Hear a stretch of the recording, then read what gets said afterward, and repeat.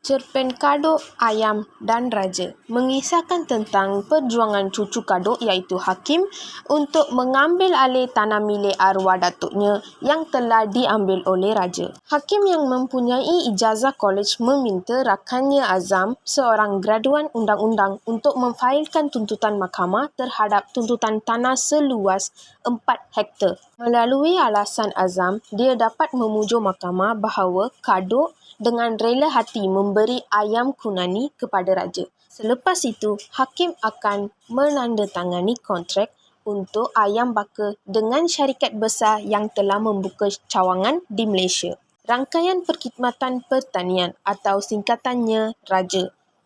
Hakim menternak ayam sebagai tindak balas kepada permintaan kerajaan untuk lebih banyak insentif untuk penternak. Integritinya terbukti apabila Hakim memberikan pinjaman bank sebanyak RM200,000. Hakim terpaksa menukar kertas berkali-kali dan membantu keputusan seseorang. Yang berhormat mengatur satu bank untuk meluluskan pinjaman untuk membina reban ayam tertutup dengan penghawa dingin dan sistem pemakanan separa automatik.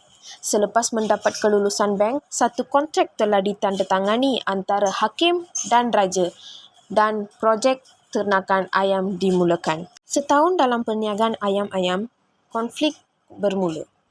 Kawan baiknya Azam pulang dari luar negara ke kelasnya dan terus berjumpa Hakim.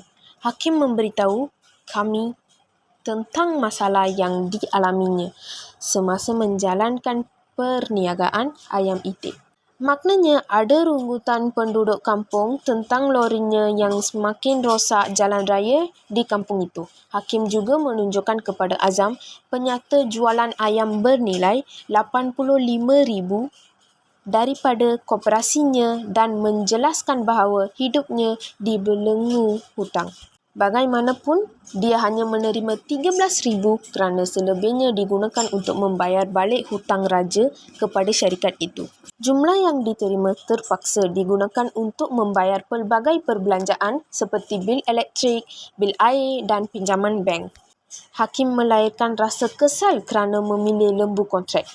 Hakim mula menyedari bahawa dia telah dieksploitasi oleh syarikat Raja untuk menukar dedak dan kelawar dan bukannya ayam sehingga hutangnya bertambah. Seorang hakim menghadapi nasib datuknya yang telah ditipu oleh mereka yang berkuasa. Pada asasnya ini berkaitan dengan seorang pemuda lah yang berusaha, namanya Hakim, yang berusaha untuk mengambil alih tanah milik datuknya. So dia berusaha untuk mengambil alih tanah milik datuknya dengan tindakan yang bijak lah. Di mana dia mengambil tindakan undang-undang ini dia dikenakan terhadap dia, dan dia bijak untuk menguruskan perkara itu dan mengambil tanah milik datuknya. Tapi pemuda juga terjatuh balik di mana dia tergodol dengan di mana dia tertunggang balik dengan pinjaman bank, di mana dia minta RM200,000 dan hasil yang didapat tu adalah kurang lah daripada bank, yang mana dia dieksploitasi oleh pihak bank yang dikenali sebagai Raja.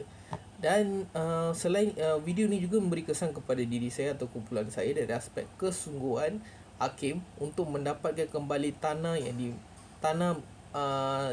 di mana ianya berusaha untuk mendapatkan kembali tanah milik datuknya. So video yang ni memberi kesan ialah dia berusaha dia mengambil cara yang bijak, dia tidak berputus asa untuk mengambil balik tanah milik datuknya. Dan selain itu dia juga bijak dalam mengulas dan menguruskan semua yang perlu untuk mendapatkan milik tanahnya, mengambil balik tanahnya milik datuknya.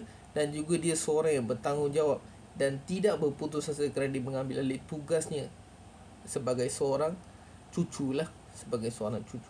Saya juga telah mempelajari beberapa perkara baru yang boleh dikaitkan dengan kursus ni, di mana kita tidak harus berputus asa dalam apa jua cara untuk mendapatkan cita-cita kita, tetapi kita harus bijak dalam menguruskannya. Bukan semua cita-cita kita boleh dapatkannya dengan cara berusaha saja. Kita harus berusaha, betul, tetapi kita juga harus bijak dalam menguruskan perkara tersebut. Jikalau kita bijak dan menggunakan cara yang betul, maka kita boleh mendapat cita-cita kita.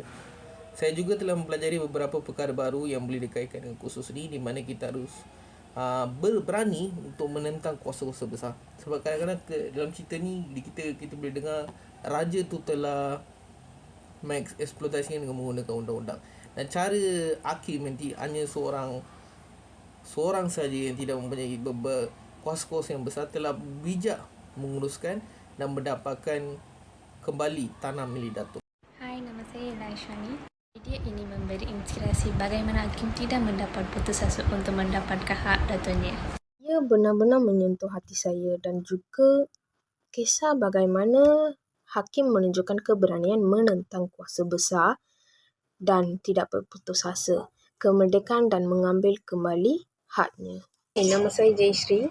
Perkara yang boleh dipelajari dari video ini ialah kita hendaklah menuntut hak kita yang dirampas oleh orang lain. Sebagai contoh, hakim menuntut hak milik tanah datuknya yang diambil oleh raja di mahkamah.